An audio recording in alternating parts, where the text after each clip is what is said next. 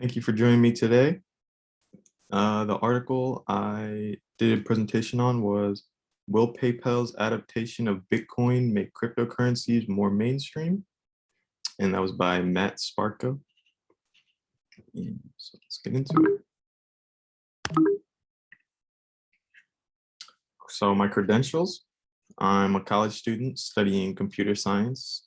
So that gives me some insight into the technology side of things. And I have traded cryptocurrencies on what I've used is Robinhood trading app. So I've used that. So I'm informed on the subject. So how PayPal implemented cryptocurrencies into their business model. So on August 23rd of 2019, cryptocurrency trading comes to PayPal in the UK. And this caused Bitcoin to rise to new highs for 3 months straight.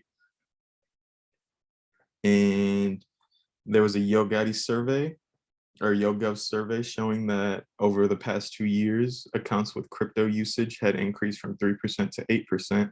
So that does show that people are starting to accept it more and use it more. And users in the US saw account usage double on accounts that had been trading cryptocurrencies. So people using cryptos were using PayPal way more. So you can see they're doing transactions and things of that sort. So what factors make cryptocurrencies worthy of being commonly used currencies? So for one thing, they're protected from inflation. So if the US dollar loses value, the cryptocurrency wouldn't. And so people like that kind of security and a degree of anonymity. Well, that's just like being anonymous, and with crypto transactions and crypto wallets and things like that, you can keep your like personal information concealed and not use like a paper trail. And people are starting to really get into like the VPN side of things now that technology is such a big part of your life. And low fees on large payments. Also another reason people enjoy and endorse using cryptocurrencies for payment. What's blocking cryptocurrencies from mainstream? So this is gonna be like volatility.